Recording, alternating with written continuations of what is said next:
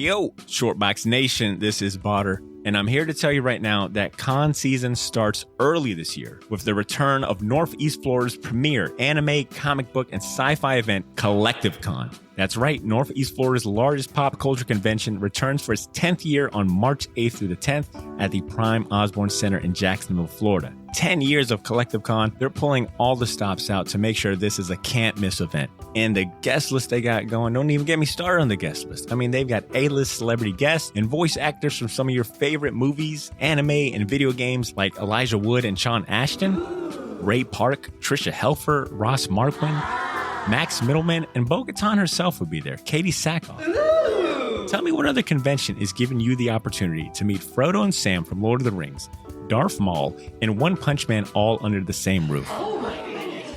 Only at Collective Con. And if you're looking to get some of your favorite comics signed, or if you want to get an original sketch from some of the best comic artists in the world, well, you're in luck, because there'll be plenty of comic and creator guests there, like DC comic artist extraordinaire Clay Mann, Harvey Award-nominated illustrator John Taylor Christopher, Marvel and DC cover artist Chris Stevens, and acclaimed Star Wars author Timothy Zahn. They'll all be at Collective Con this year. And if you're looking to bring the family, or if you want to make a weekend out of it, you're in luck, because there'll be so much going on at Collective Con that weekend in the form of vendors, fan panels, video game tournaments, cosplay contests, after parties, and a bunch of fan events. You can purchase single and 3-day weekend passes now using the link in this episode's show notes, or by going to collectivecon.com to book your tickets and hotel. Buy your tickets now, and I'll see you at Collective Con, March 8th through the 10th. Now let's start the show. Ladies and gentlemen, I present to you the Shortbox Podcast.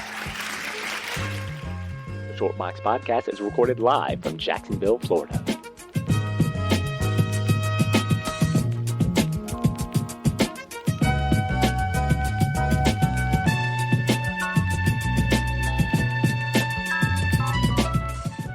Yo, Shortbox Nation. Damn, that feels good to say. Welcome. What a disgrace. Back. This is the one you've been waiting for, all right? We couldn't end this year without giving you a dedicated episode talking about the latest Spider-Man movie, especially considering that we just had a very successful Spider-Man themed live show earlier this month. So thank you for your patience. COVID had your boy down for the count of all weeks. I had to go down on opening week. You know, it's funny. I didn't want to tell anybody that when we were at the Sunray, and it was like, hey, I'm one half of the Shortbox with Andrew Torres here, and Buttermilk is not here because, frankly, guys, he doesn't like Spider-Man, and he's backslidden. He's fallen in his ways. Pray for him, church, because he needs a healing in his body. Just pray for him. Lord Jesus, help that boy. In the name of the May, the Ben, and the Holy Parker, amen. Even though, honestly, I think Drew could have passed it as me. I mean, we're all the same, pretty much same skin tone, pretty much got the same hair. But here's the thing, it was like really hard running into people and like, hey, where's Butter? I was like, oh, he's dead. Like, oh, he's home right now. Like, oh, it's like it's Spider-Man. You think he would be here? Like, isn't that his favorite part? Like, yeah, you think. Yeah.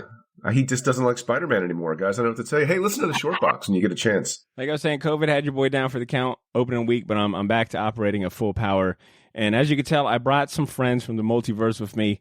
And this one is long overdue, even by our normal standards. If you're tuning in for the first time, of course, welcome to the show. My name is Botter Milligan, and I'm joined by two guys I consider brothers from other mothers, but you longtime listeners know them as staples of this here show. First up, calling in from a remote location is my right-hand man, the coolest youth pastor you'll ever meet. I'm gonna call him Spider-Man 2 going forward because he's the OG of today's trio. Let's give it up for Cesar Cordero. You, me, Butter, Andrew, we're special. The world owes us a podcast episode. That's what we'll give them. That's what I'm talking about. What up, C?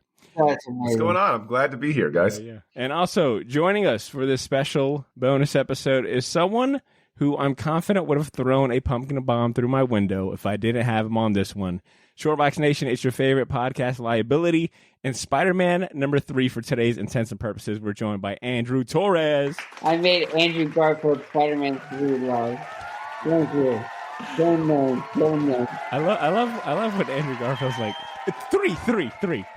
He's like, number 3. Yeah, it's great. All right, now look, before we get into the main event, we are recording this episode 11 days after the movie's official release. I've been counting down ever since I had to miss opening night. So I'm assuming most of you tuning in have seen the movie and you're okay with spoilers. Oh my God, yeah. But if you haven't, I will give you all a fair warning that going forward, we will be talking about the movie in full, and that will include spoilers to major plot points and reveals. So if you don't want those spoiled for you, do not proceed any further. Pause this episode and come back when you've seen the movie, or proceed forward if spoilers don't bother you. So now that I've got that out the way, as you guys know, a lot of our recap and reaction episodes are a lot different than our usual spotlight episodes. We're just going to kind of get right into the main event and talk about the movie. C and Andrew, on the topic of opening night, you know, we had the, I'm sorry, not we, but you guys were responsible for introducing the movie on opening night at Sunray Cinema. Big shout out to Sunray Cinema and everyone that attended. Sucks I couldn't be there, but tell me how the energy was opening night and you know, sitting in that audience and being able to see it among maybe some of the first people to get to see that movie that evening. How was the energy? How was everything opening night? I'll start, and Drew, if you want to take over, by all means. Picture this, if you will. Ooh, that's what I wanted. The energy is palpable. The tension is there. Drew and I get up. We do a bang-up job of trying to tell a bunch of people who have no idea who we are that Spider-Man is awesome. But nay, I digress. Was it a setup job for Botter? Who can tell? We sat down with our snacks in hand. It's a crisp, balmy December day in Florida. Sounds right. And the eerie thing about it was how badly Botter didn't want to be there. And he just totally, ahead of time called both of us and very vehemently explained that he would rather die than see Spider-Man opening night because he had cooler things to do, like gel his hair and wear gray T-shirts. You had half of that right. I almost died that night, but yeah. This is look. We're not going to make excuses now, Botter. It's fine. The point is, Spider-Man was amazing. No pun intended. It was spectacular. No pun intended. It was web of. No pun intended. You sure about these puns? No. I had a great time, man. Like, I don't know, Drew. What do you think? I have to backtrack on what C's saying. The energy was great because anytime a moment came up that like anybody was like trying to be respectful. I saw the movie twice. I saw the movie on Sunday and then I saw the movie opening day. The vibe on opening day where people knew every inside like detail. They knew every cameo that came in. Like anytime a cameo came in, it was like everybody did the wave. They were like, holy shit, this guy is real. This guy's real. This guy's real.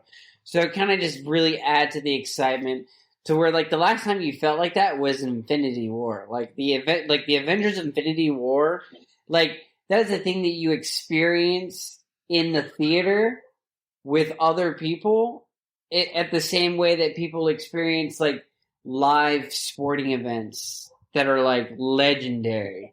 Like everybody was like, I'm glad Botter's not here. Yeah. Wait, was that a GAM event then? So that was a GAM event they were at. I was yelling out as loud as I could, this is the best thing that's ever happened to me, while my pregnant wife was next to me. I will say, technically, I mean, your baby hasn't been born yet, so I mean, it is kind of like the best thing in the moment. So, oh yeah, no, like when the kid's born, they'll be like, "What's the best? Was I the best thing that ever happened to you, Daddy?" I'm like, not even close. Yeah. You're like, man, maybe third place. I'll be like, look, Peter Parker, Cordero, even though you're a girl. Not even close. I called both of you the day after to see how the event was, and I could tell we were all holding back, especially you guys. You guys were like, yeah, it was pretty good. You know, and I felt like, you know, it was like I knew the conversation was like half-assed. I was like, this is a half-assed, weak-ass conversation, but I got Potter's sitting here in his little office cooped up like, Rorschach's Journal, December 18th. A comedian died today. Yeah, it was... Stop. Damn, Joker. Anytime I called Drew, I could tell that he just wanted to explode with like energy and like, yo, it's mind blowing. But what I will say, I was pleasantly surprised that I didn't run into nearly as many spoilers as I thought I would have. You know, I really, What was spoiled for you? nothing. Surprisingly, Nothing. Wow. surprising. All right. Well, I lie, and I'll explain why. I'm not gonna clown on you for it. no. I'm just asking. I made a conscious decision to avoid Twitter, Instagram. Like I just stayed off it, which was really good for my mental health. It was like nice. I was about to say you probably are like a Buddha by Dude, now. I was Like you why do I transcended. use this shit? But I avoided Reddit. I avoided anything comic book related because I was like, I am going to the full extreme. I don't want nothing spoiled for me. Now, Right. my willpower was very weak day number 2 after the movie aired, and I was trying to Jesus. look. I will admit, listeners, I sinned. I made a capital sin. I tried to look for a good bootleg. Confess. How long has it been since your last issue, my son? Father Cordero, I must confess that I tried to look for a good bootleg. Your boy was scouring the shadiest, nastiest websites for a You know bad- what? This for a is good look. bootleg. It's December. You know, it's Christmas time, the holidays. It's a time of healing. You know, forgiveness is in the air. Thank you, Father. You're still going to hell. So Among trying to look for a good bootleg in the shadiest of places, I came across like this. dude, Lee tried to do that too. That's I funny. came across this weird. It was like I think it was like an Indian website. It was like dot India, right? And they had a screenshot, a very muddy screenshot of like both Peter Parkers hugging. I seen it and just I closed You're my like, laptop. Yeah, pretty much. I closed my laptop and immediately went and grabbed bleach and threw it in my eyes. Yeah, but it was all in like Urdu or something. So you were Yeah, kind of that was like, good. That I was don't know what they're saying. Yeah, me neither. So, I mean, but regardless, my point is that I didn't have the story spoiled or the special cameos or any of that stuff really at all. So I was very proud of staying Cool. off social media, but also like the friends too. It was cool knowing that I had a few of our listeners hit me up or hit up our Instagram account like, yo, it was the best thing ever. It was everything I ever wanted. And I had to like just keep them on red.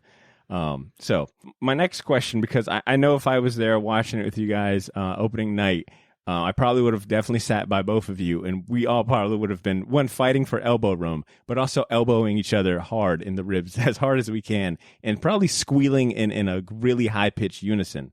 So I was curious to know what were some of your favorite scenes, and maybe was there one in particular that got you so hyped that got you out of your seat? Favorite scenes. This is a loaded question. Okay, you know what? Top of the episode, I'm going to get it all out of the way. First off, we finally got Spider-Man, okay? From the get-go, you guys can listen back. I don't know what episode it is when we talked about Spider-Man Homecoming.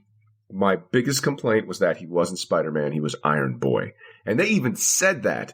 They said it in the movie, so I know I'm not crazy, and I know it's like, oh, okay, so people are getting sick of that, you know, because the whole point of Spider-Man is that he doesn't have somebody like Tony Stark to back him up, Mr. Moneybags. Like, no, he's broke. Like, he's got problems. That's what makes him Spider-Man. Otherwise, he's just fucking Superman. Everything they're writing Spider-Man like Superman. Nothing goes wrong for this guy, you know? So my favorite scene is the final scene where you see a sewing machine and you see a police scanner on an app, you know, like a police scanner app on a phone, right? And a homemade costume. He's back to street level fighting. He's outside. He's web slinging, and it's Christmas time.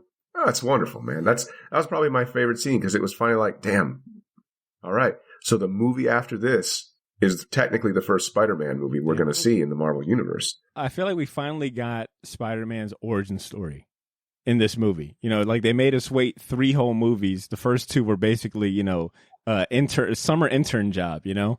And the fact that Right. throughout those first 2, you know, because, you know, as we all know, Uncle Ben plays such a pivotal role in the Spider-Man lore and the whole origin story. The fact that you know, these first 2 movies of this Tom Holland trilogy always seem to just kind of like allude to it, you know, kind of hint at it, but not really talk about it.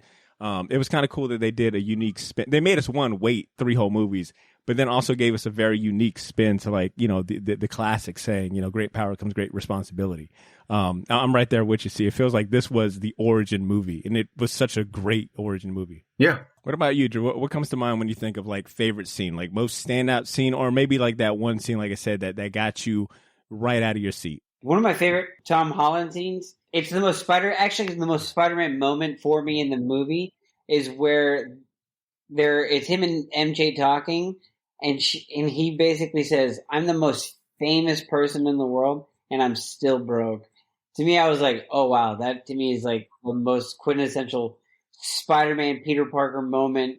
He's the most famous person ever, but he still has problems, and that's just the beginning of the movie. And then from there, that movie just gets crazier and crazier and crazier, and it's very much a test of his character. And you see him come out like all the better for it. Yeah, I thought the opening was like we just hit the ground running. You know, like they showed such a unique perspective that I don't think we've seen quite in the MCU thus far. Like we've seen, like, you know, the world knows Tony Stark is Iron Man, and it's met with relatively like positive reception. But we got to see like a different side of that coin where it's the world knows he's Peter Parker, and it is not, you know, all friendly. You know, he's got a conspiracy on his, you know, looming over him. He's also got like college. Like it was cool to see that real world kind of perspective. Like this is what a hero who's unmasked kind of could go through, like the worst of it. Well, that's you know, we talked about this at our live event that, you know, you got to see what happens best with Spider-Man and his villains is that, I'll say it again, him and his villains go through the same thing. And what makes Spider-Man heroic is that he doesn't play the victim card, right? Yep. He's like, yeah, I mean, he has to learn kind of the hard way, right? Like, you know, he tried to make money, and then it cost him his uncle's life, essentially his father's life. And after that, he made a decision to be responsible with the power that he had. But, you know, he didn't choose, even though life continuously beats him up and everybody hates him, and everyone knows, you know, that Spider-Man is a menace. He still goes out every night and does the right thing because it is the right thing to do. And he has a responsibility, you know, like Mysterio is basically like, Tony Stark called my thing. He's a bitch. Yeah.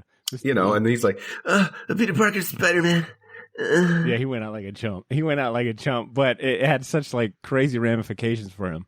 And right. See, I was thinking about your words that you had shared at the live show about, you know, Spider-Man's villains being like distorted mirror versions of Spider-Man. Like, hey, here's who he could have been if he didn't have the moral compass, if he didn't, you know, have family and responsibility. They serve two purposes. They serve as a mirror, and they also show a way for redemption for Spider-Man or Spider-Men in this movie. Well said. It was like, you know, it was cool that each villain had a certain, you know, that their goal was to fix each villain, and in fixing each villain, you kind of got to see like behind like this kind of evil forefront was like, you know, just a damaged person. And I think about like that Electro scene where, you know, they finally drained the power from Electro, and Jamie Foxx's character is like, damn, I'm back to being a nobody, you know? Like that shit like just kind of hit home. It made the villain sympathetic in this movie, which I think was great.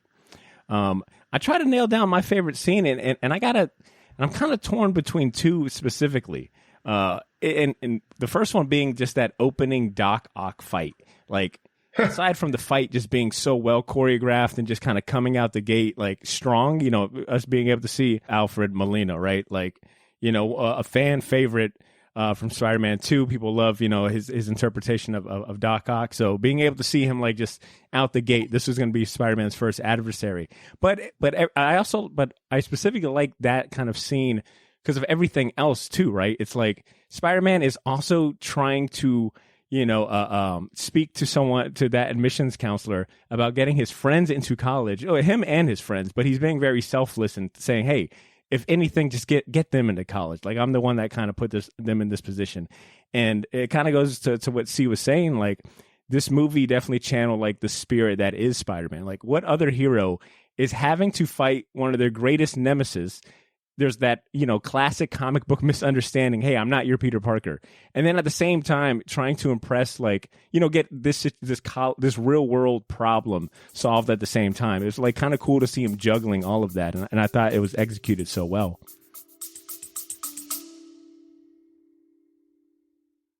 Yo, this is Botter. Sorry for interrupting this episode, but I'll keep it brief. I wanted to let you know about a massive sale we have going on over at the Shortbox store on all of our merchandise and apparel. That's theshortboxstore.bigcartel.com. You can now save 20% off your entire order using the discount code YOO, Y-O-O. So if you've been waiting for the right time to finally buy that gauntlet snapback, or if you ever wanted to buy any of the shirts you see me wear on the podcast, well, now's your chance to get them for a steal. We still have a few sizes left of everything, but they won't last long, and once they're gone, they are gone. And then I mentioned that all of our apparel is screen printed on high quality material. None of that heat transfer or direct to garment stuff. Our shirts are some of the most comfortable ones you'll ever wear, and the hats look even better in person. So wear your support for the Shortbox Nation proudly, knowing that you're going to look damn good doing it. Get to theshortboxstore.bigcartel.com as soon as you can, and don't forget to use that discount code YOO, Y-O-O, to save 20% off your entire order. All of this information can be found in this episode's show notes if you want to get there faster. Thanks for not pressing fast forward. Now back to the show.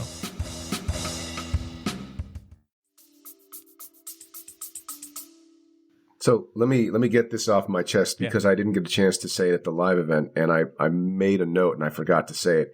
I referenced earlier that they were writing these last two movies before this. They were writing Spider-Man like he was Superman, and what I mean by that is that Superman and Spider-Man are pretty much the same character, except if you look at Spider-Man, they just turn up his human problems to like 11, whereas Superman's human problems, they're kind of like at a 1. Maybe 1 or 2, right? Only there when they need something for the story, right? But other than that, if he doesn't have money, he doesn't need it because he's Superman. And if he doesn't have a house, it's cool because he has the Fortress of Solitude. And if he doesn't have a girlfriend, it's fine because he's a god and he could get anybody he really wanted if he was honest with that person, right? So the idea is that watching these movies, I felt so validated by this third movie because it was kind of like, he was Spider-Man. All his problems were turned up to 11. He had no money. He had none friends, except for, his immediate family. Nobody to help him out. No mentor. All the bad guys, apparently, So, like, everything was coming down on him. Plus, guys, we got to see a twofer with the Ditko characters, man. We got to see 2 Stan and Steve characters on screen. Doctor Strange and freaking Spider-Man. And that was probably my other, favorite scene that definitely got me out of my seat was Spider-Man and Doc Ock kind of going at it. So like you had really cool visual effects. You also had, this moment of Spider-Man kind of shedding that, the fact that he challenged Doctor Strange on this, like it was kind of cool to see Spider-Man kind of go out on his own. It was no longer hero worship for him. It was like, no, I've got to stick by my guns and do what I got to do right. But the visual effects was excellent, man. Like anytime, straight up, Doctor Strange to me has some of the best visual effects in all of the MCU. Anytime they bust out the mirror universe, it's just a spectacle to watch, and seeing them kind of go at it was fantastic. And being able to watch Spider-Man defeat, and there was quite a few scenes where he ends up outsmarting, whatever the obstacle is using science or his brain. It was really cool to see, him utilizing that. I call bullshit on that, though, by the way. I call bullshit on the fucking math versus magic thing. I'd have been like, nah, dude, magic is cooler. Sorry. Oh, no, 100%. Magic all day. But, nah, bullshit. But to C's point, the fact that we had 2 of Ditko's most famous creations in one movie done absolutely right. And just that great chemistry between Cumberbatch and Tom Holland on screen was excellent. Drew, you had mentioned earlier about with there being so many with multiple Spider-Mans that you had a few favorite scenes. It just depends on what Spider-Man we're talking about. So I'll kind of jump ahead to that and ask, did you have any idea or inclination that we were going to get the return of Andrew Garfield or Tobey Maguire? Because I will say, Andrew Garfield was, he very much leaned into the whole PR and media stuff of saying, you're not going to see me in the movie. I don't know what you guys are talking about. He kind of kept that facade up for months. So, how did you feel, I guess, seeing the Tobey Maguire, Andrew Garfield return, and was it truly a surprise for you? Yo, to be honest, I knew we were going to get the 2 Spider-Man, but I didn't think we were going to get them for as long as we did. I thought they were going to show up at the last minute, be like, You did it. Oh, Peter. I'm Yeah. Spider-Man. You're Spider-Man. Like, let's go fight these dudes real quick. Right. Lo and behold, did I think that I was going to get really good banter between Andrew Garfield, Tobey Maguire, and the fact that we got an entire third act with both of those Spider-Mans was not only a treat, but just like oh shit, this is crazy. Like, I don't even know what the runtime was, but like I could have gone 20 more minutes with basically Tobey Maguire and Andrew Garfield just talking. It didn't feel like gratuitous fan service, to your point. It wasn't like, hey, we're just going to throw them into, for a cool cameo. It was like, hey, we're going to throw them in, and each one of them's got their own redemption or character arc that we're going to try to work through. And well, to be fair, this movie was 100% fan service, because you couldn't have gone into this movie cold and been like, wait, I haven't seen Spider-Man 1, 2, or 3, or Amazing Spider-Man 1 and 2. Like, that's a lie. I could tell somebody in good conscience. I would, if I met somebody, I'm like, so is this your first time? Like, yeah, I've never watched any Spider-Man ever. This would be your first time. I would be like, yo, what's going on right now? Like, where have you That's a good point. Okay, well then let me rephrase. The fan service was gratuitous to the point that my nickname for this movie was Spider-Man No Way Home. Or, as I like to call it, Spider-Man, no way that they could fit more fan service into one movie than this. Oh, my God. But it wasn't sloppy fan service to me. It wasn't. No. It served the fan service served a point plot-wise. That's what I was trying to get at, yeah. Yeah, there were a lot of payoffs that were set up in movies that hadn't been seen in 20 years. Yep. You know what I mean? Well said. It's crazy to think about, man. That first Spider-Man movie was 2001. And still holds up for the record. If anyone has not watched the first two Spider-Man movies, yo, I'm telling you, the first one is such they a hold good up with the slight caveat of they are the best representation of a panel to cinema translation of a source, right? Like, they didn't try and ground it in realism. Like, it's literally fantasy. Like, it's like, hey, let's take a panel from the 60s and shoot it. As corny as it is or as real as it is, it's all going to be there. So I like that caveat. So Drew, give me your favorite scenes for the other Spider-Man. What was your favorite Andrew Garfield Spider-Man scene? Go. Favorite Andrew Garfield scene right off the rip is basically his redemption save that he gets to save basically MJ or his Gwen. He talks about how she like perishes, and when he jumps, Andrew just looks at her and he's like, "Are you okay?"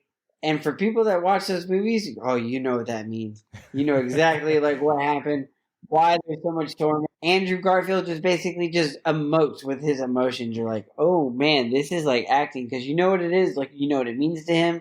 As Spider-Man fans, you know what that is. As Gwen Stacy fans, you know exactly what that means. It's like, oh, all right.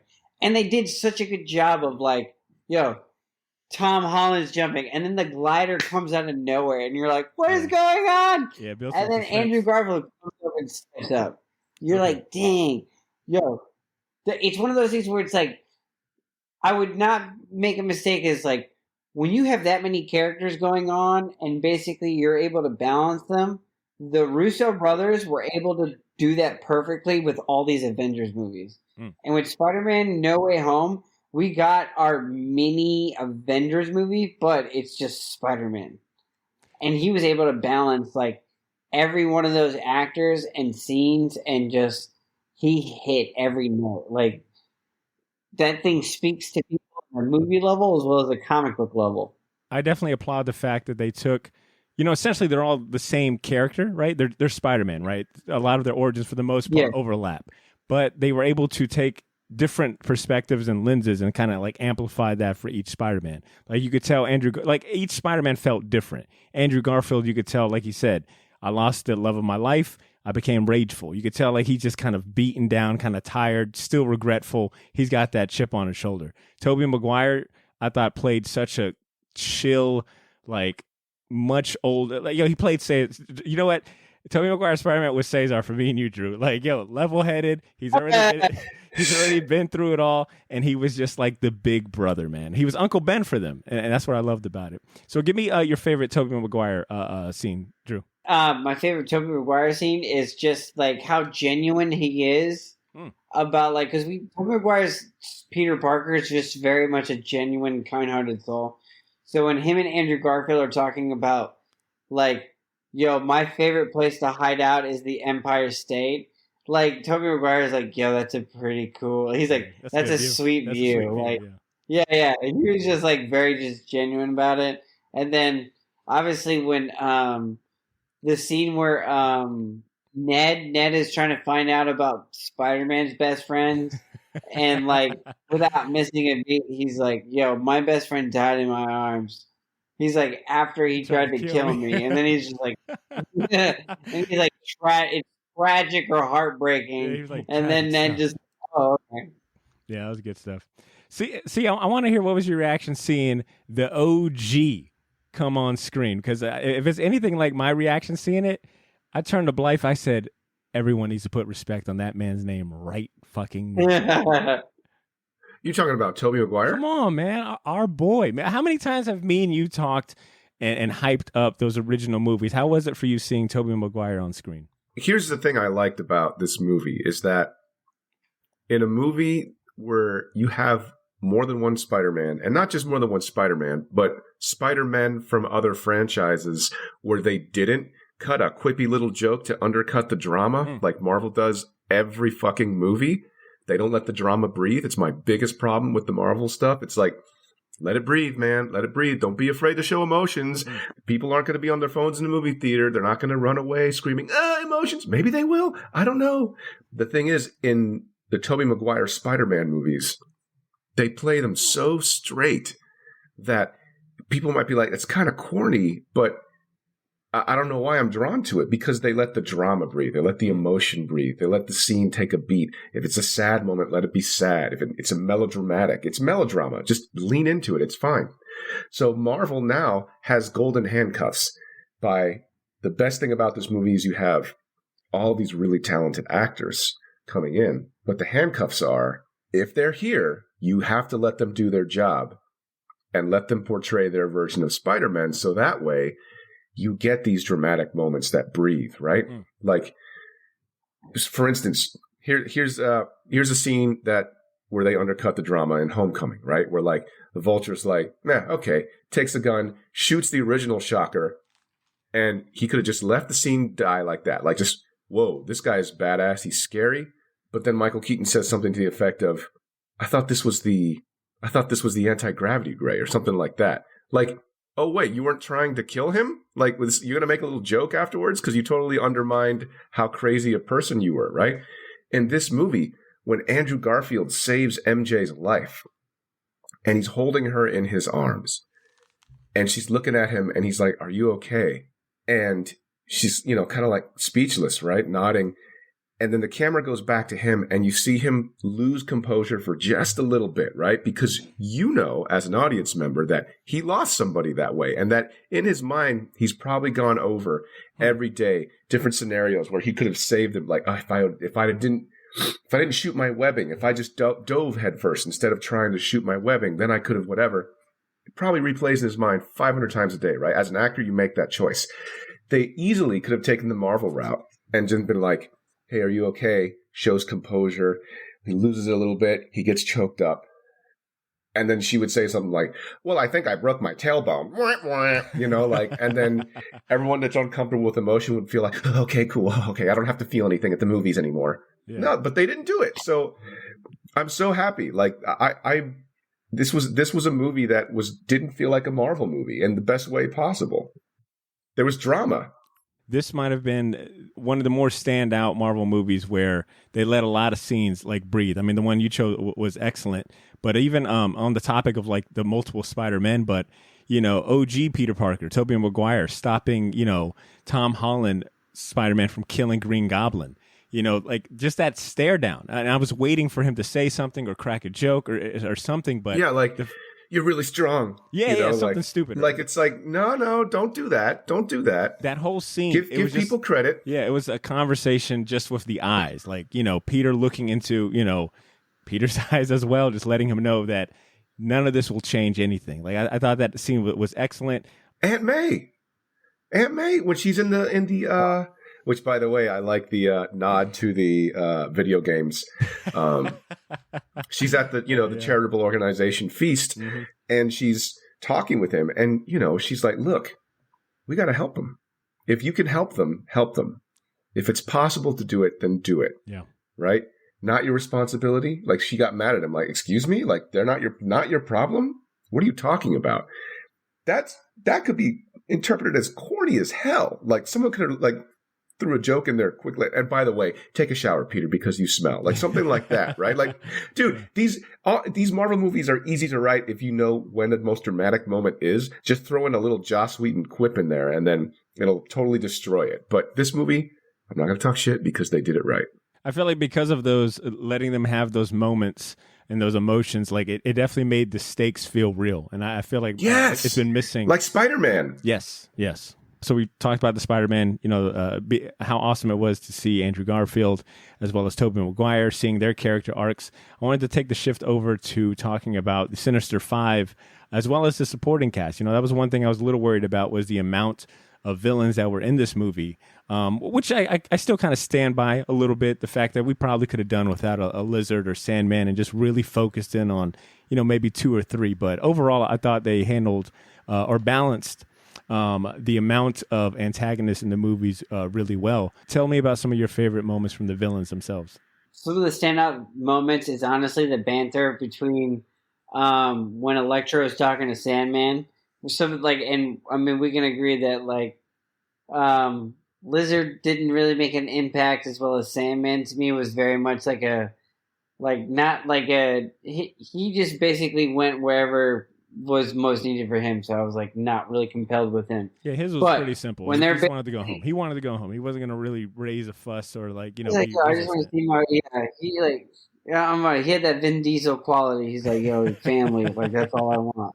Just give it to me.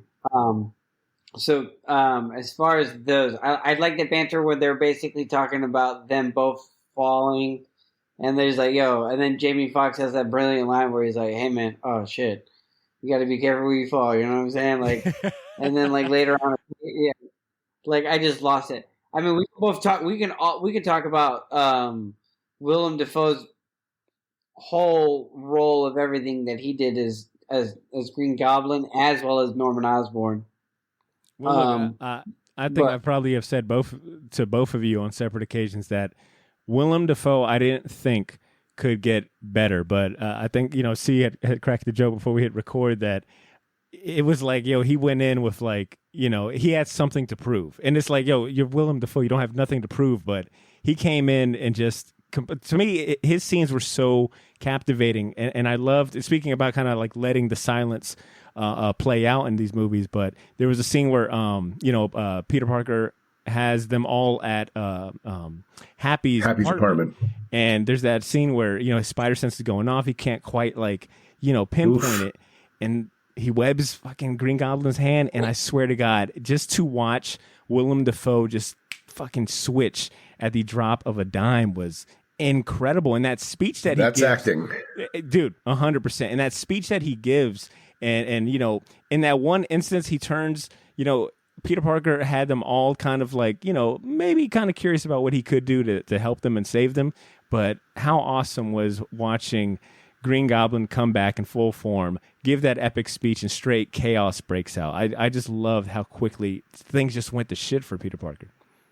I think that's I'm gonna disagree with both of you guys as far as Sandman and the Lizard are concerned. I think they show the diversity of Spider-Man's rogues gallery, right? We're that's fair. I think it would have been a mistake to make Spider-Man, the Sandman, and the Lizard as much of a threat plot-wise as the Green Goblin. That would have been a mistake. Yeah, too much. But to write the Lizard kind of quiet, I'll just keep my mouth shut because my interests don't line up with anybody's. I want to turn everybody into lizards. And Sandman has his own interests. He's look, I just want to go home. I wouldn't rate either of those guys as much of a threat to Spider-Man as, say, somebody like the Green Goblin or even Doc Ock. From a resource perspective, both those dudes don't have the same resources that Norman Osborn as a billionaire has, and Dr. Octopus mentally has.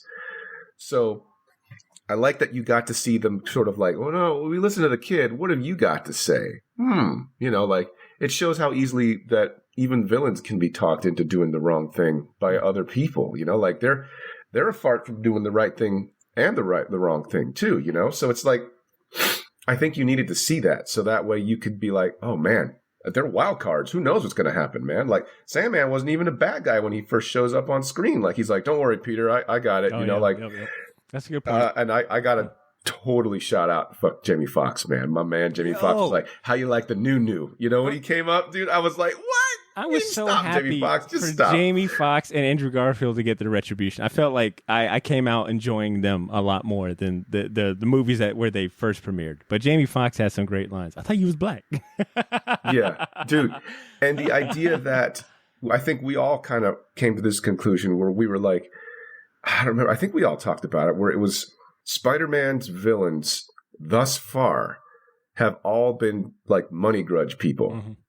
They've all just kind of been like, oh, I was done wrong. I'll get you. I want my revenge. Mysterio wanted revenge from Tony Stark, you know.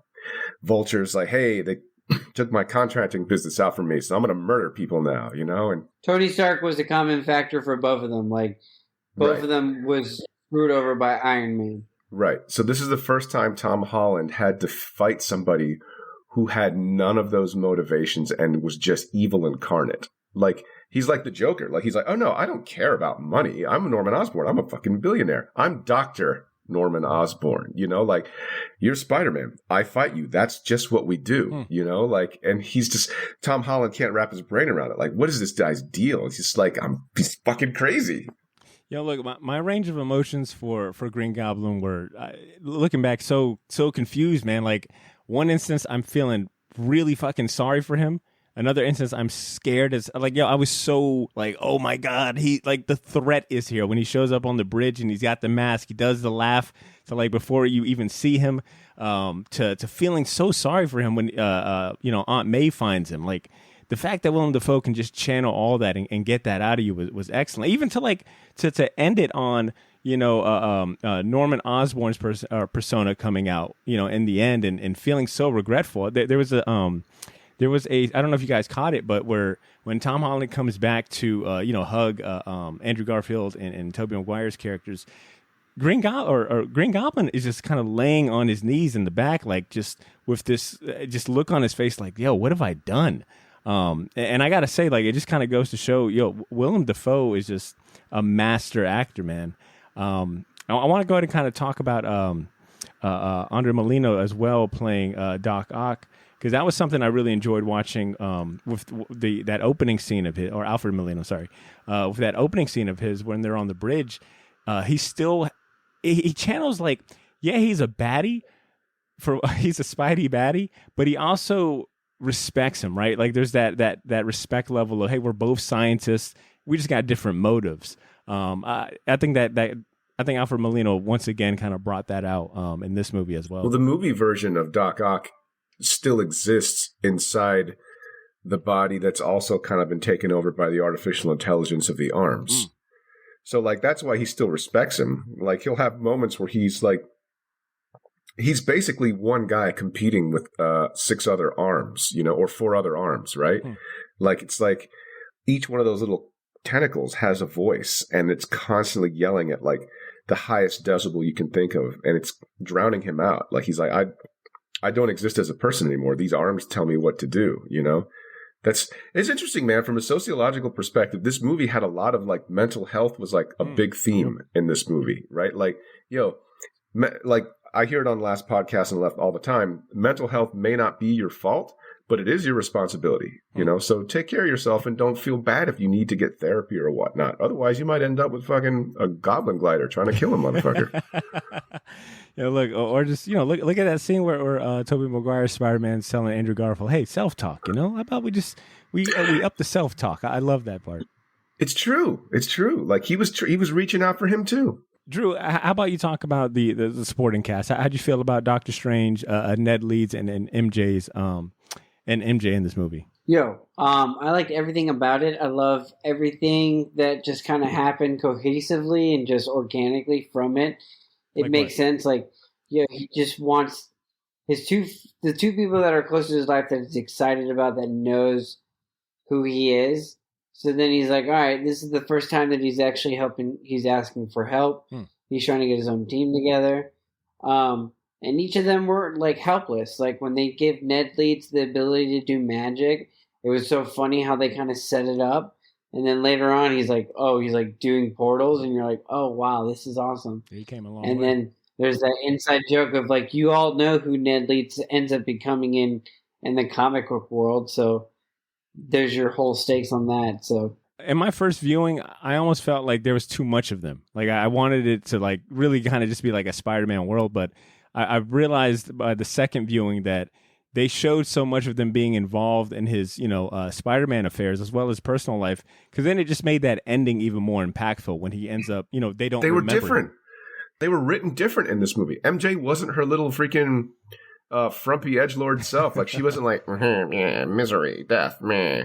Like she actually this isn't me. My wife commented on it. Like it's like, wow, she's actually like positive and like she's a force for good in Peter's life as opposed to a sounding board for how inept or a joke at Spider-Man's expense can be. Like it's like, oh yeah, they're writing her like Mary Jane. Like, interesting. What a fucking concept.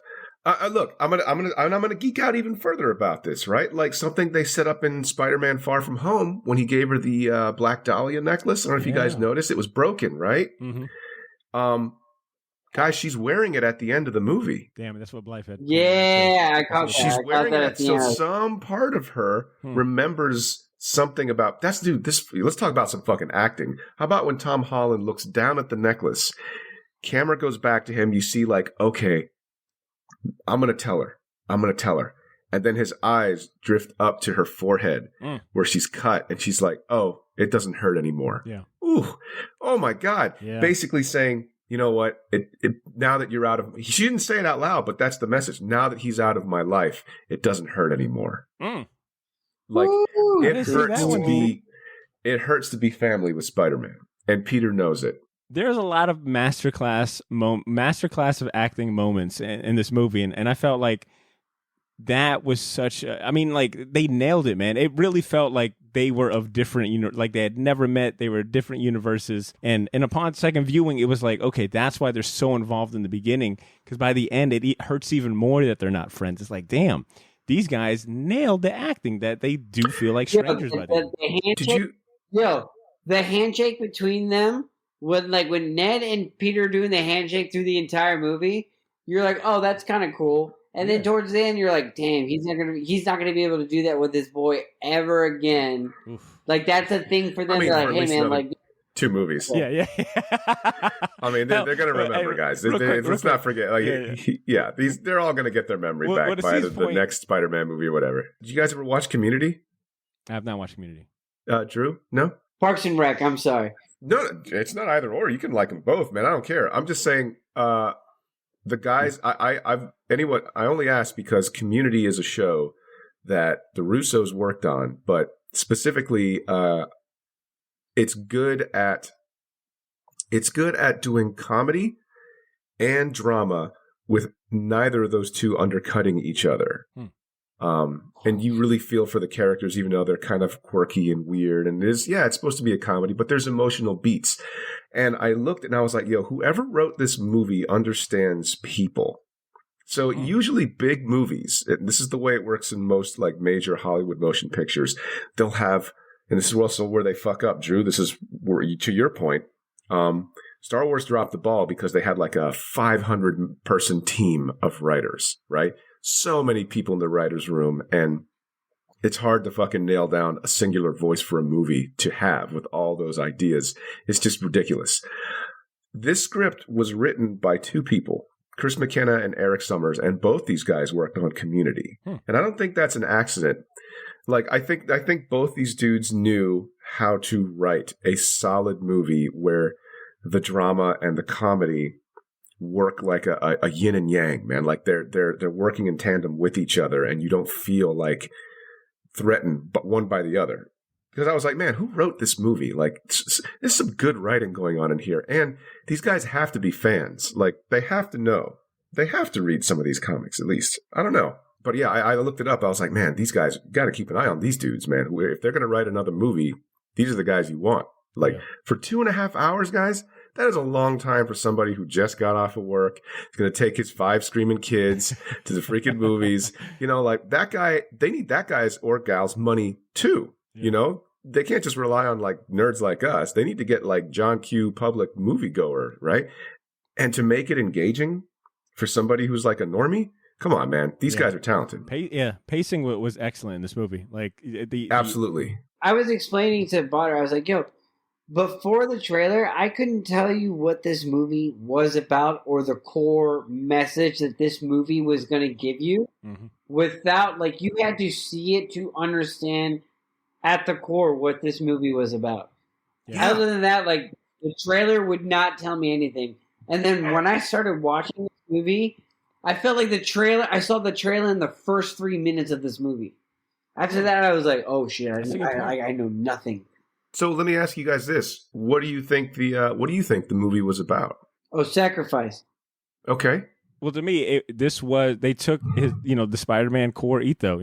Great power comes great responsibility. Like this was the living, and they took that and just made a movie out of that. Like it was that embodiment, man. Like we got to see Spider-Man's origin. You can't have his origin without that ethos.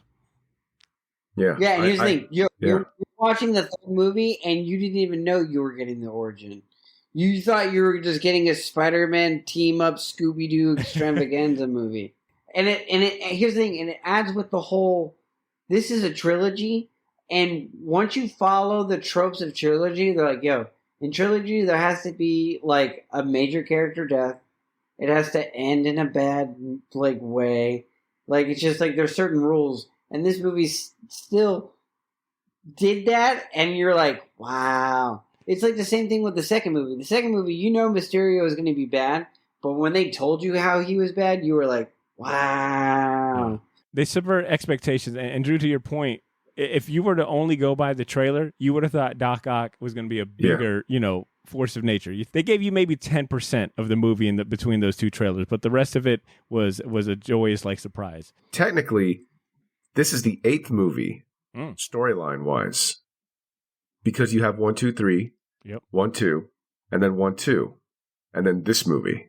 And then if you start counting like Civil War and his other appearances too. Sure, right. Yeah, we're not even counting, any movie where Spider-Man appears, right? I think this movie was about resolution.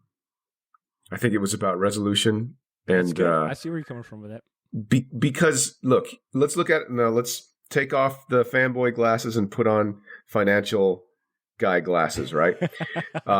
Marvel's going to end up owning Spider-Man 100%. Like, I feel like Sony's just going to keep fighting, and it's not going to end up. It's not going to end up like Marvel's going to end up owning him, right? That said, well, now that you do, you might as well start wrapping up some of these loose ends that you have, right? So how do you do it, right? How do you wrap up all these loose ends from a plot perspective while simultaneously closing the book on all those other movies? So that way you can talk to the fan base and be like, look, yes, these movies happened, but they're done. Okay. Tom Holland is the guy now. So act appropriately. Everyone else, you can still enjoy the other movies now because technically they're a part of this universe, right? So how do you do that in a way that doesn't seem like, and they all lived happily ever after the end, but, Poochie went back to his home planet. You know what I mean? Like, they did it. Like, the name of the game for this movie, not only, from a strategic perspective, but from a narrative, like the theme, I think, was resolution, and not in a cheesy way. Like, you got, like, Andrew Garfield got a chance to save by proxy the love of his life, right? Mm-hmm. Tobey Maguire got the chance to save, a person that he felt responsible. Let's not forget, Norman Osborn, before he knew he was the Green Goblin, he looked up to him. I would dare say, if he wasn't a bad guy, Norman could have been like a second father to Peter, right? So yeah, he was psychotic, but it's like he got a chance to redeem himself and Norman, right? I saved somebody and it was my problem and I dealt with it. I didn't say, I forgot the part where that was my problem, And then Peter realizing like, hey, I should stop being so selfish and put everyone else in front of me. Literally everyone else in the world or the universe, because Doctor Strange was trying to keep the universe from falling apart. And Peter's like, wait, what could solve this problem? Tom Holland, Peter, I should say. It was a masterful stroke at chess with all of these pieces. You have all these characters, right? Like, how do you give them all resolution? Even the villains, they managed to give them resolution, like, goodness, man, this whole movie it was a healing. It was a very healing movie. And I like that word balance. Like, you had this many characters, this many plot lines, and everything felt like very tight, like just streamlined, barely any fat, not ham-fisted. I mean, like we joked, a lot of fan service, but not ham-fisted in any way. Yeah, no scene where they had Tobey Maguire or Andrew Garfield show up. Like, they didn't linger on it so long where it was like, okay, come on, move it along. Like, it was like, it was just enough time to be like, all right, everybody on board with this? It's cool, right? All right, let's keep going. And, I'll add something, I think, to the theme of the sense of like resolution and closure.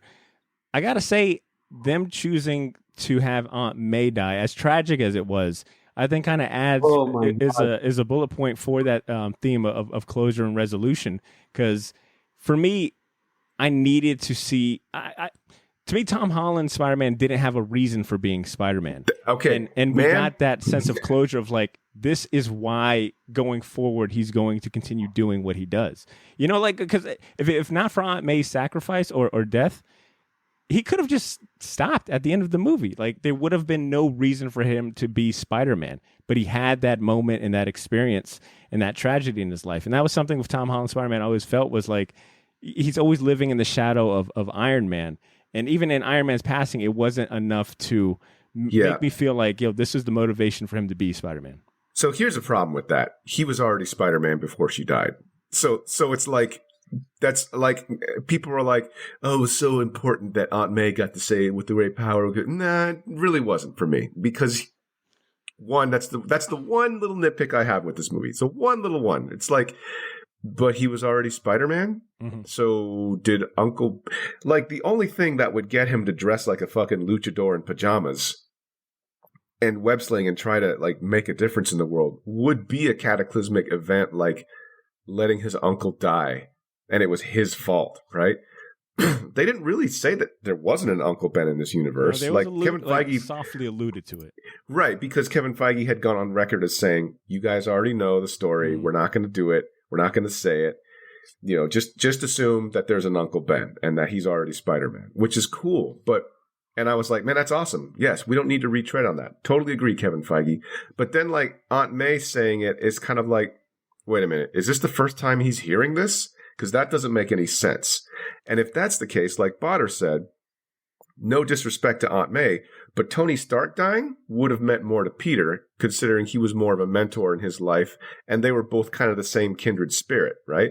You could have, this is my problem with, a little problem with Far From Home, where like, it's a very touching scene, and Sarah and I, my wife, both kind of teared up when you see Spider-Man making a costume, right? In Far From Home. We all know the scene where, and Happy's there, and you see him, and you get this moment like, he's happy seeing his friend, right? He's seeing his friend Tony in this kid. And he's like, what? And he's like, nothing. You just reminded me of somebody, right?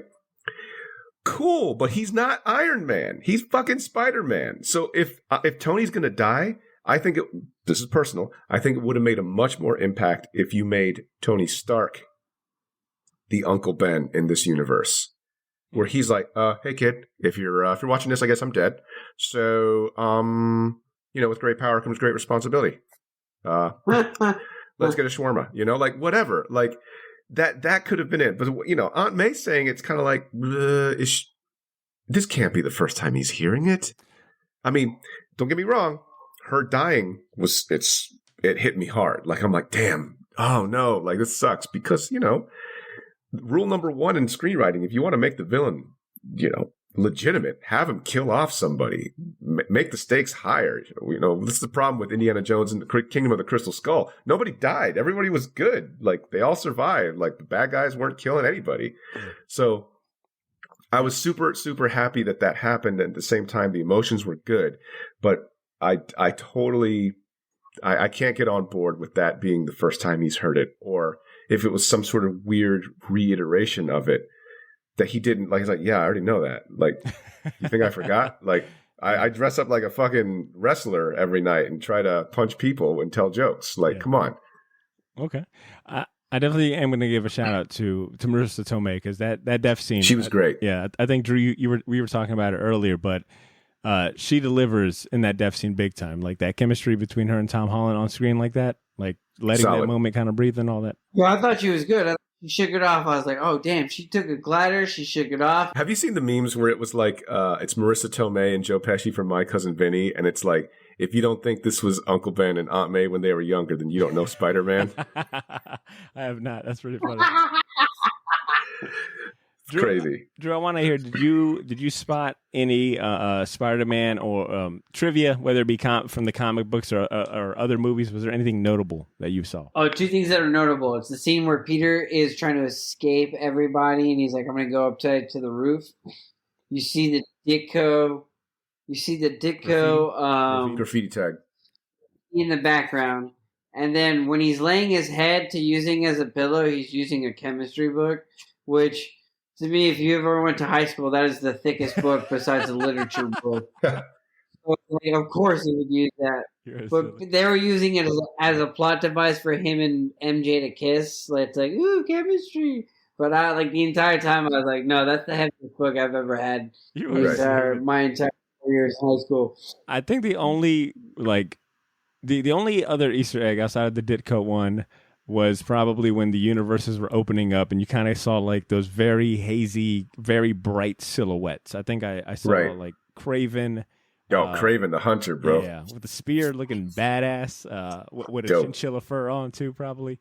Rhino. The motherfucker left the lion's eyes in the fucking like he's like, nah, I killed a lion. I'm gonna leave its head just looking at you on my chest where my titties are. And I think I've seen like other silhouettes like Rhino and Scorpion, but I don't think Scorpion for sure. Yeah, I think outside of that, I don't think they were really beating us over the head with like just Easter eggs just to have them. Right. I guess as we're starting to get closer to wrapping up this discussion, I want to go to UC and ask the hard question. Where does this rank in your list of favorite Spider-Man films? Ooh, okay. Ooh. I actually have been doing a lot of thinking. Ooh, this is the type of nerds we are. We're over here like just like we got like chalkboards and gratuitous coffee everywhere. It's but this is the opinion piece here, guys. There's no right answer here except mine. So this is the number one still. I still think number one still the best Spider-Man movie is Into the Spider-Verse. Okay. Number two. You will not hear me on that at all. Number two is going to be Spider-Man 2. Okay. And this will be number three. Spider-Man No Way Home is number three. I think my list is out of three. Pretty similar to yours. I got Into the Spider-Verse. I got Spider-Man 1 actually beat out Spider-Man 2 for me. After rewatching Spider-Man 1, it is still one of the best superhero. It's my favorite superhero movie, period. Spider-Man 1 doesn't only doesn't make the cut for me just because Spider-Man 2 has those fucking sweet ass Alex Ross paintings in the beginning. They redo it only beat it by a little bit. It appeals to the comic head in you for sure. But I will go ahead and argue that the first act of Spider-Man 1 is one of the best and most accurate superhero origins told in a movie ever. It is like, sorry for it's going to be pun central, as you can tell. It was amazing rewatching just that first act of Peter, like being in high school, getting bitten, rocking the luchador Joe mask. Manganiello trying to punch him. Dude, what? Spider-Man 1 is at number 2 for me. No Way Home hits number 3. And then I did have a top 4 and 5. The Spider-Man PS4 video game is my number 4. Yo, that's fucking cheating. Let's just be real. That is probably number 1. That is the number 1 quintessential Spider-Man story. Be real. That was a fucking movie. That wasn't just a video game. Good. That was a movie. And then for my whenever MJ, and now we're gonna start. Really, are we talking about the fucking game now? Fucking MJ and Peter Parker in the diner, and Stan Lee's there, and he's like, "You kids were always my favorite." I was just like, "Yo, shut the fuck up, Stan! Shut up!" Hell, I mean, just talk about that spoilers. Talk about Aunt May's death in that game, or Doc Ock's death in that game. Like, yeah, I've never cried so much during a PlayStation 4 game. But that's my number 4, and then my number 5. Spider-Man 2 and Far From Home both fight it out occasionally. It depends on what mood I'm in, but Into the Spider-Verse, Spider-Man 1, No Way Home, Spider-Man PS4, and Spider-Man, I'll say 2 for my top 5. Drew, what about you? What's your list looking like? Number 1 would be Into the Spider-Verse. Okay. Number 2 would be Spider-Man No Way Home. Okay, I like it. Only because, they did Mysterio. I was like, they did probably one of the most, like, characters that I would, like, I don't know how you would do this. Wait. And they brought Mysterio. You mean Far From Home? Far From Home? Far From Home, sorry. And then, obviously, it would be, number 3 would be this Spider-Man No Way Home. Okay. Now, I respect that list. That's a good list. We'll stay on you real quick. And Drew, I want to hear, where could they possibly go next? And is there a villain among Spider-Man's very large rogue gallery that you would like to see introduced in the next movie or so?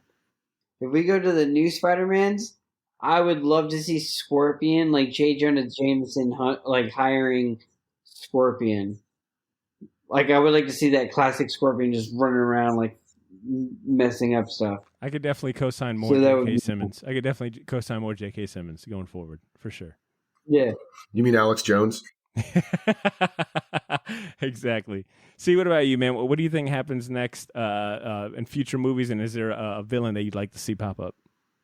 One, I think they sit on him for a while. I think we're not going to see Spider-Man for a long time. Here's why.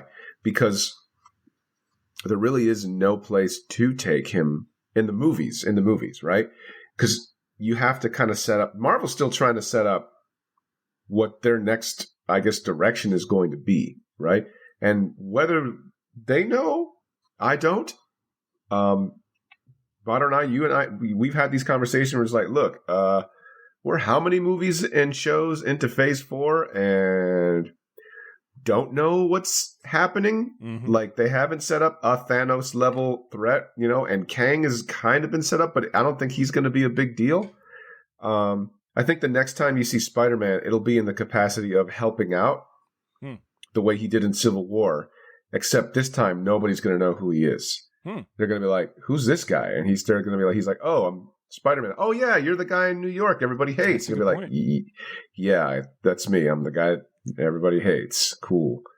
I have no idea what's going to happen. So, sorry.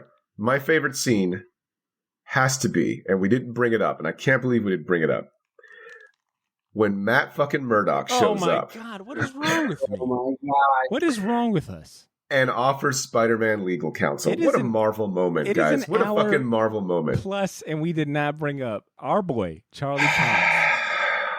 You know what? Because it just happened so soon. And I'll be straight up, I am not afraid to admit, your boy squealed like a young schoolgirl seeing, I don't know, in the 90s seeing NSYNC for the first time. I was squealing as Charlie Cox is sitting there. And to Cesar's point, it made me think about, like, when Daredevil shows up in, like, the animated show and you saw that for the first time and you're like, whoa, Daredevil and Spider-Man together. Oh, my God. I think, and we've talked about this too, like, man, I think we're going to get the Marvel Knights. I think that's what they're going to go for, because they introduced Blade in the Eternals. Spoilers. Mm-hmm. Charlie Cox is now part of the MCU, and he fits so well. He just, like, he looks natural in it. He looks so natural. Spoilers again. Kingpin is there. Yep. So you've got, and there's now talk of Norman Reedus possibly playing the Ghost Rider. Huh. Fucking old boy from Walking Dead with the long hair, the greasy fucking beard. Interesting. Like, he'd be a great either Danny Ketch or Johnny Blaze, right? Like, he looks like a dude, like, damn, that dude looks troubled. Like, I hope somebody needs to give him a hug, man. He looks troubled. A troubled youth. He's like 50, a troubled youth. But so my thing is they're going to do the Young Avengers and they're going to do the Marvel Knights. And I'm thinking in my head, because, we've already talked about it. You got fucking Kate Bishop. Yep. You got Cassie. You got fucking Isaiah Bradley, right? Is that his name or is his grandson? What's his grandson's name? Eli Bradley. Thank you. And then you've got, Black Widow's sister and all that, yeah. Yes, Wanda's kids, right? Yep. They've been introduced technically.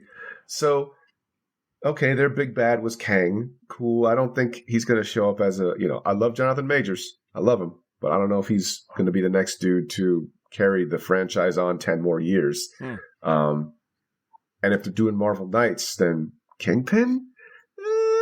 I don't see him being scary after Thanos snapped everybody away. You know what I mean? Like, yeah. He could just be like, when I was a child, I knew that this city was destroyed by greed. Well said. Yo, look, on the topic of Daredevil, that was something I had on my notes as far as like what I want to see, what I think could go next, or what I would like to see next. I would love to see Daredevil and Spider-Man waxing poetics about justice, responsibility, the whole superhero thing on like a rooftop over like pizza, like having a real New York superhero moment. Yeah, I think that'd be dope. I also wouldn't be surprised if they do something with Ned and him having some sort of magical abilities. I just wouldn't be surprised at this point because they kind of ham-fisted it. Do you want to see him as the Hobgoblin or the Demon Goblin?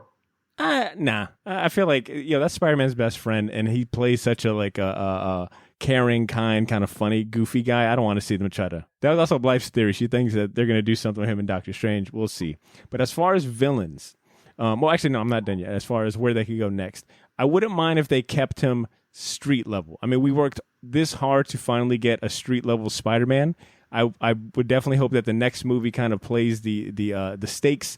And I say this respectfully, like not low, but it doesn't have to be some multiversal cosmic danger at this point. I think we've already seen. Well, the stakes can be high. Exactly. I mean, Spider-Man's stakes are always high. They're high in different they ways, don't need to be right? Avenger level, stakes. Like I kind of want to see them bring it down and maybe have him fight a villain like one of my personal favorites. And really, I'm picking him because of seeing them what they could do with Spider-Man, the visual effects. Alistair Smythe, got it. No, actually, Spot. Really? Yeah, the dude who can open up the interdimensional portals and whatnot. Yeah. Them. Just because I loved seeing Spider-Man, jump through those different portals with Doctor Strange. I think they've got the capability. It looks good. To have that kind of visual effects would be super tight. And it's a street level character. He uses portals to go rob banks and commit crimes. It's like, yeah, something, that'd be kind of cool to see him. But I'd say have Donald Glover show up again and be the Prowler. Oh, they already established it. You're right. Yep. That's a good point. So that way they could work towards you can get to Miles. That's a good point.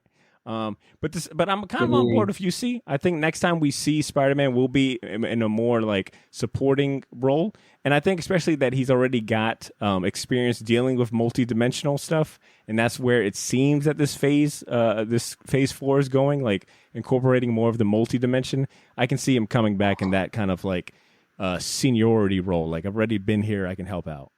Like I can see all the Avengers going, wait, you were there when the portals opened up and we fought Thanos? He's like, yeah. And I can see it. This is now the joke. It's writing itself. Someone will be like, I remember Howard the Duck being there. I don't remember you being there, right? He'll be like, guys, I was there. I got snapped away. I'm back. I helped fight Thanos. If anyone working at MCU is listening, Cesar, get him for a cheap rate. I'm just cynical enough to write for you guys. All right, gents, let's wrap it up and share our recommendations. Or tell me what Spider-Man centric stuff this movie has motivated you to either read or rewatch. Drew, I'll start with you. You got any recommendations, or what have you been reading or watching personally? Oh, so I've been reading a lot of Spider-Man, but the one that is giving me the most like vibes for this movie is the Spider-Man Blue, which is the Jeff Loeb Tim Sale classic, which is something that you tell me is a classic recommendation book for anybody just to getting into comic books or Spider-Man. This is just an amazing book to give somebody. So, oh my God, rip your heart out.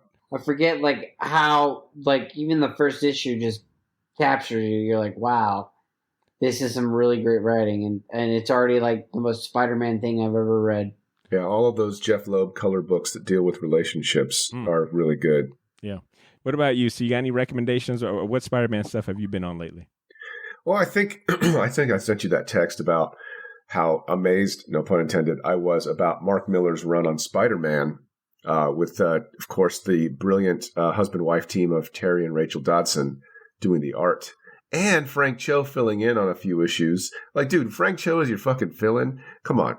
If you guys haven't read the Marvel Knights Spider-Man run by Mark Millar, Frank Cho, Terry, and Rachel Dodson, you're missing out. It's so good, and it's such a fast read. Like, I want to say it was 22 issues, and I blazed through it in maybe a day and a half. Maybe. Wow. I don't know.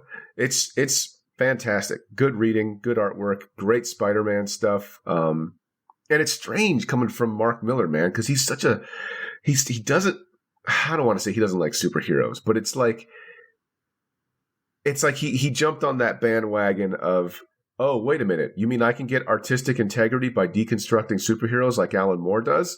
Cool, I'll do that. Along with everybody else, Garth Ennis, Grant Morrison, like those guys. I got nothing against those dudes, but whenever I see a book where they deconstruct superheroes, like it's edgy or new, I'm checked out. So this series is so good. It's the opposite of that. It's very like feel good and uplifting, and you read it and you're like, damn, this is really good Spider-Man. Like the drama's there, the melodrama's there, the comedy's there, you know? And if I'm not mistaken, like a majority of his rogues gallery shows up in this series too, right? Almost all of them. Yeah. Yeah. Like there's at the climax, there's like a part where Rhino says something like, yeah, Norman, I liked it. What did you call us? The Sinister 15 or the Sinister 25? And you're like, fuck, there's 25 Spider-Man bad guys. Shit, how is he going to get out of this? You know, like, it's pretty cool. Yeah, that's a good one. And for anyone that wants to hear that again, that was that Marvel Knights Spider-Man from 2005. I'm looking at a hardcover on Amazon that goes for a pretty penny, but it was the first 12 issues of that run that C's talking about. Good stuff. Yep. I'm going to go ahead and a comic recommendation that I'll share is the 2012 Spider-Man series by Brian Michael Bendis and Sarah Pichelli. It was the first instance of Peter Parker crossing over into the Ultimate Comics universe and getting to meet Miles Morales. And of course, and Mysterio actually is the reason why all of this happened. So it's pretty similar in a lot of ways to Into the Spider-Verse. So if you enjoyed Into the Spider-Verse, or you want to see more instances of multiple Spider-Man meeting, that 2012 series Spider-Man by Brian Michael Bendis and Sarah Pichelli is great. Is Brian Michael Bendis like still kind of like really putting out solid work, and Sarah Pichelli is such a fantastic artist on that. And I want to say it's like the most high octane action, but it's Brian Michael Bendis really doing what he does well in certain instances where he writes really good dialogue and you have really good character moments. So I recommend that. And then I'm always going to try to find a way to recommend the Spider-Man animated series. And if you want to talk about Spider-Man, C knows what I'm about to get to. God. So good. If you want to talk about multiple Spider-Men and multiverse Spider-Man meeting, I mean, I would almost be...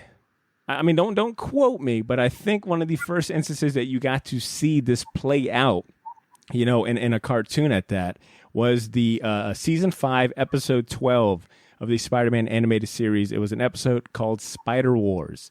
Spider-Man is taken to a dystopia where New York City has been demolished by the combined forces of Hobgoblin, Green Goblin, and then Spider Carnage, like pure fucking 90s Spider Carnage. And he has to team up with a bunch of different Spider-Men from different dimensions to stop, this threat, et cetera, et cetera. It's only one episode, so it wraps up pretty quickly. But you get to meet other awesome Spider-Men like the Scarlet Spider, Armored Spider-Man is in there, Six-Armed Spider-Man is in there, Mechanical Arms Spider-Man, which is like a cross-pollination of Spider-Man and Doc Ock. But yeah, that's like some of the final episodes, right? Yeah, it was like towards the tail end of that season 5. Because that's when he started going into different dimensions. So, like, if you just wanted to see Spider-Man go into different dimensions, tail end of season 5 has a bunch of really good episodes. But Spider Wars was definitely my first instance of seeing multiple Spider-Man in one show and just having my mind blown by like, oh my God, he's meeting this Spider-Man and that Spider-Man. Drew, do you remember that one? 100%, because it was like I looked into my toys and I was like, oh my God, you guys all have purpose now. The reason why I have every single one of you now. And it's because of this moment. Like, now you get to shine. Yeah, for sure. It kind of validated all of the plot lines that you played among your toys, where it was like, yeah, they just met each other. Like all these different characters. They just met. Yeah. You're talking about the hardcover on Amazon right now? Yeah, there's like a hardcover for Marvel Knights. Yeah, Marvel Knights Spider-Man hardcover from 2005. Huh. It looks like the lowest price is $57. Nope, not anymore. You just scooped it up, see? Sure did. Ooh, and that looks like a Marvel Premiere edition too. So you know it's gonna be. That's nice. Yeah, boy. All right, man. Well, look, listeners, we have probably talked your ear off about Spider-Man No Way Home. Hopefully you guys enjoyed it. Thank you so much for your patience and whatnot. And I'm glad that this is going to be this will be the last episode of the Short Box when it comes to the year 2021. Thank you guys so much for sticking around and supporting the show, being fans and whatnot. We got bigger and better things planned next year. So yeah, thank you guys so much. Drew, I appreciate you hopping on this one. You know, we couldn't do a Spider-Man one without you. And same to you too, brother. I'm glad that you guys held it down at the live show and were courteous enough to wait for me to talk about Spider-Man. Anytime, man. All right, well, Shortbox Nation, there you have it. Thank you guys for hanging out with us this week. Now it's your turn to share your thoughts and opinions with us. Where does Spider-Man No Way Home rank for you? And did we miss anything? Or do you got anything that you want to chime in with? We want to hear it. Hit up our DMs on Instagram or Twitter, or send us a short email to read for the next episode. And speaking of next episode, we're doing a Boba Fett themed episode to coincide with the release of Book of Boba Fett Episode 1, which comes out the same day. As you can tell, Drew is very excited for that. Book of Boba Fett Episode 1 comes out the same day that this episode releases. We'll be putting a spotlight on the Dark Horse comic series Boba Fett, Death, Lies, and Treachery. That episode will drop next Wednesday, so stay tuned to the feed for that one. A far better Book of Boba Fett. But if that's too long for you to wait, become a Patreon subscriber and get access to more episodes and bonus content like our spin-off podcast series, Pilot's License. If you love classic comic book cartoons and animated shows as much as we do, this series is for you. We'll be doing episodes on the X-Men animated series, and of course, we're finally going to get around to the Spider-Man animated series here in the next few months. So go to patreon.com/shortbox to sign up, or just click the link in our show notes. In the meantime, stay up to date with what we got going on by following us on social media. And most importantly, take care of yourselves. Have a great new year. Have a great day and rest of your week. And please continue to make mine and yours Shortbox. We'll talk to you soon. And remember, with great power comes great responsibility. Only way to end this one. Peace, y'all.